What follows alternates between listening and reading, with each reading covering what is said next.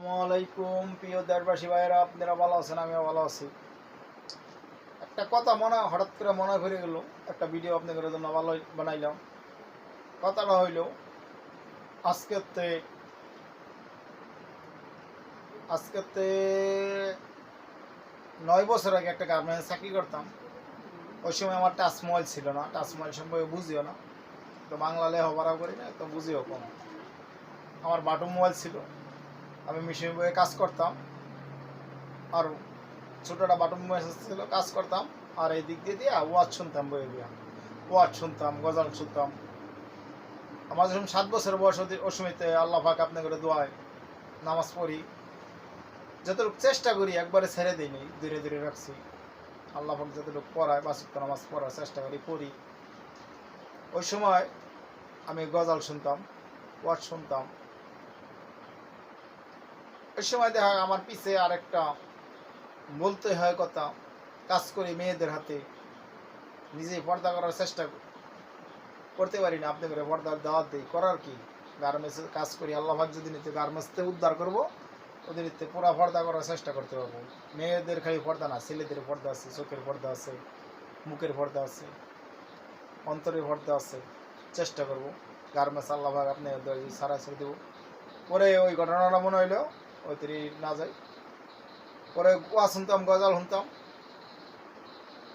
পরে একটা মেয়ের মোবাইলতে আমার একটা গজাল দিল, গজালটা খুব ভালো লাগলো। গজালটা আপনারা শুনেন, আমি গজালটা কি পুরোটাই না করতে পারি, সুর দিয়ে কইতে পারলাম না, আপনারা 2-3টা কথা বলবো। গজালটা হইলো, গজালটা গাইছিল বেন্ঠের গজাল। এই গজালটা আজকে তো 9 বছর হয়ে গেল, 7 বছর হয়ে গেল, আমার মন তেন যায় না। ওই গজালটা শুনে আমি নিজে একটু পরিবর্তন হয়ে গেছি। মানুষ হয়তো আপনারা মাইন্ড করতেন, আপনি আমার কী পরিবর্তন, 5 ওয়াক্ত নামাজ পড়েন। পরিবর্তনের কোনো শেষ নাই, শুরু আছে, শেষ নাই। আপনি যত উন্নত হবেন, আপনি তত দামি হবেন। আপনি যত পরিবর্তন হবেন, আল্লাহর কাছে তত দামি হবেন। গজাল লাগাইছিল, একদিন তোমার যৌবন ফুরাবে, সাদের দেহে কাফুন জড়াবে, সেদিন তো আর সেদিন তো আর সেদিন তো আর সেদিন তো আর নয় বেশি দূর, সেদিন তো আর নয় বেশি দূর, কবর তোমায় ডাকবে, কবর তোমায় ডাকবে, কবর তোমায় ডাকবে। একদিন তোমার যৌবন ফুরাবে, সাদের দেহে কাফুন জড়াবে, সেদিন তো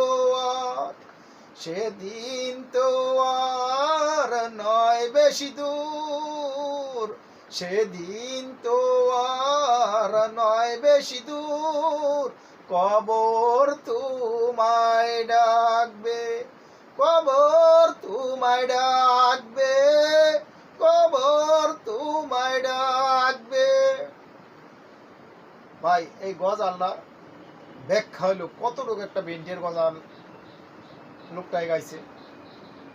একদিন তোমার যৌবন ফুরাবে, সাদের দেহ কাপন জড়াইবে। গজালটা গাওয়ার উদ্দেশ্য, একদিন তোমার যৌবন ফুরাবে। তোমার যৌবনটা কোন ক্ষেত্রে তুমি ব্যয় করছো, ওটা তুমি ধরে রাখবে। বা যৌবন সবসময় থাকে না, যৌবনের একটা বয়স আছে। গজালটা গাওয়ার উদ্দেশ্য হলো, একদিন তোমার যৌবন ফুরাবে, তোমার যৌবনটা ফুরাই যাবে। ভাবতে হবে তো, আমার যৌবন ফুরাই যাবে। তুমি যে সময় তোমার যৌবনটা ছিল, যৌবনটা কোন ক্ষেত্রে ব্যবহার করছো, খারাপ পথে না বালা পথে। যদি বালা পথে ব্যবহার করে থাকে তুমি কামিয়ালি, যদি খারাপ পথে, যদি হারাম পথে ব্যবহার করে থাকে, তুমি ভাবতে হবে তোমার যৌবন বেশি দিন থাকতো না, তুমি খারাপ পথে যৌবন ব্যবহার করতে পারবো না। তোমার বলছে কি, একদিন তোমায় কবর ডাকবে, সাদের দেহ কাফন জড়াইবে। তোমার এই সাদের দেহ বেশি দিন থাকবে না, এই সাদের দেহ তোমার কাফন জড়াইবে। এইটাই তোমার মাথার ভিতরে আল্লাহ পাক বলছে, তোমার সাদের দেহে কাফন জড়াইবে। এই দেহ আর বেশি দিন থাকবো না, এই দেহের বসে বড়াই বেশি দিন করবো না, এই শক্তির বড়াই বেশি দিন করবো না। কথা একটাই, এক কথায় সব ব্যাখ্যা বাড়িয়ে আসে। একদিন তোমার কবর ডাকবে, এক ব্যাখ্যায় সব কিছু বাড়িয়ে আহে।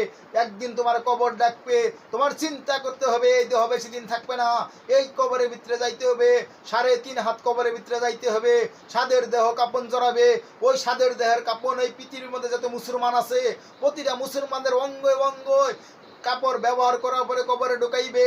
এই 3.5 হাত কবরের ভিতরে যদি তোমার যাইতে হয়, কথা একটাই শেষ, এক কথায় তোমার চিন্তা করতে হবে, তোমার নামাজ পড়তে হবে, তোমার কোরআন পড়তে হবে, তোমার কালাম পড়তে হবে, তোমার সবই পড়তে হবে। এইটাই হলো গজাল। সারা বছর সারাদিন গজাল গাইতে হয় না, একটা গজাল গাইতেই হয়। একদিন তোমার কবর ডাকবে, একদিন তোমার যৌবন ফুরাবে, একদিন তোমার সাদের দেহে কাফন জড়াবে। তিনটা ব্যাখ্যা তুমি বিশ্লেষণ করে দাও। এই তিনটা ব্যাখ্যা বিশ্লেষণ করলে হাজার হাজার ব্যাখ্যা বাড়িয়ে হবে। তিনটা ব্যাখ্যা বিশ্লেষণ করলে তোমার 7 বছর বয়স দেন, তোমার ইয়ং বয়স দেন, তোমার বৃদ্ধকাল ব্যাখ্যা বাইরে আসবে। তিনটা ব্যাখ্যা ব্যবহার করলে তুমি অরিজিনাল প্রকৃত মুসলমান হইতে পারবা। এই তিনটা ব্যাখ্যা ব্যবহার করলে তুমি অরিজিনাল নামাজি হইতে পারবা। এই তিনটা ব্যাখ্যা ব্যবহার করলে তোমার ইয়ং যৌবন বয়সটা তুমি বিবির কাছে পালন করতে হবা। এই তিনটা ব্যাখ্যা ব্যবহার করলে তোমার বউ থেকে আরেকবার বউ মিতা কাবা না। এই তিনটা ব্যাখ্যা ব্যবহার করলে তুমি নিজের স্ত্রী হালাল থেকে তুমি হারাম স্ত্রী মিতা কাবা না। এই তিনটা ব্যাখ্যা ব্যবহার করলে তুমি মানুষের জমিন খাইতে পারবা না। এই তিনটা ব্যাখ্যা ব্যবহার করলে তুমি এই গম চুরি করে খাইতে পারবা না। এই তিনটা ব্যাখ্যা ব্যবহার করলে তুমি কালভার চুরি করে খাইতে পারবা না। এই তিনটা ব্যাখ্যা ব্যবহার করলে তুমি মানুষের জমিন দখল করতে খাইতে পারবা না। এই তিনটা ব্যাখ্যা ব্যবহার করলে তুমি ইউনিয়ন পরিষদের চাউল খাইতে পারবা না। এই তিনটা ব্যাখ্যা ব্যবহার করলে তুমি মনে করো রাস্তায় মনে করো রডের বেত্রী বাস দিতে পারবে না। তুমি এই তিনটা ব্যাখ্যা ব্যবহার করলে ভাইয়ে ভাইয়ে ঝগড়া করবা না। এই তিনটা ব্যাখ্যা ব্যবহার করলে বাপ মারে খাবার দিয়া বাদ দিবা না। এই তিনটা ব্যাখ্যা ব্যবহার করলে নিজের হালাল স্ত্রী ব্যবহার করবা। এটাই তোমাদের আল্লাহ পাক বুঝাইছে। এইটা আমাদের মূর্খ মানুষের কতদিন বুঝাইবো?